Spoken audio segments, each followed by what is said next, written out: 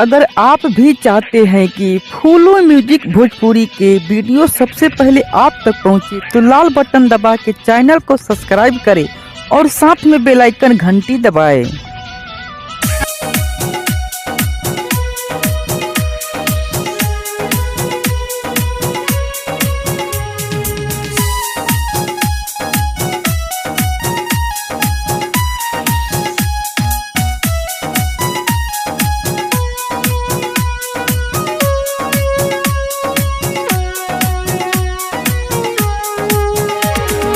हिंदुस्तान पे कैसा संकट आया बोले बाबा जी।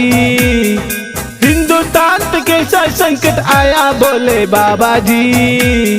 कोरोना से बचा ले महादेवा जी। कोरोना से बचा ले महादेवा जी। हिंदुस्तान पे कैसा संकट आया बोले बाबा जी। हिंदुस्तान पे कैसा संकट आया बोले बाबा जी। कोरोना से बचा ले महादेवा जी। कोरोना से बचा ले महादेवा जी।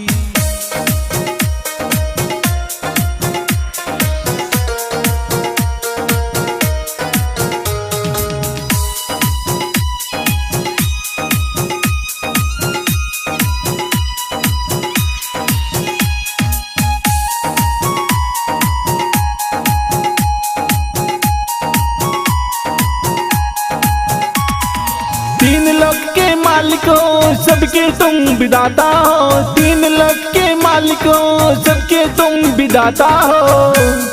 बिगड़ी तुम बना दो बोले बाबा जी। कोरोना से बचा ले बोले बाबा जी।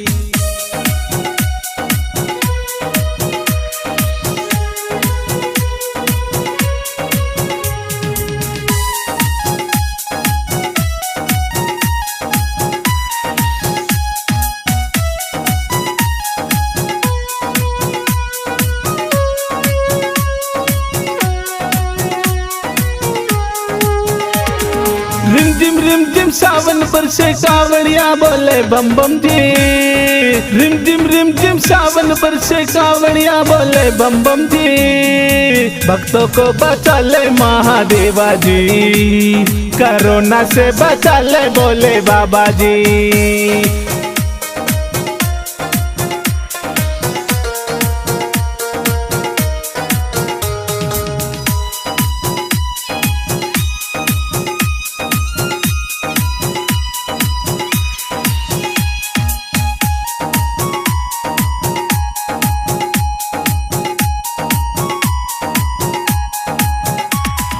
तेरे धाम सोने सोने लगते भोले बाबा जी।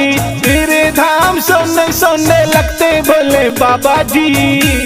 कांवड़ियों को बचा ले बोले बाबा जी।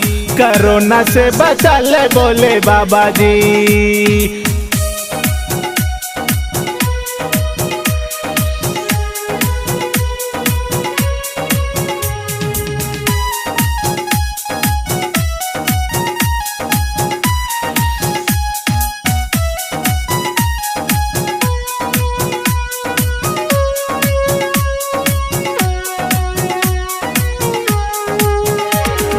कावड़ लेके आया बोले तेरे दर पे मामन जी। कावड़ लेके आया बोले तेरे दर पे मामन जी।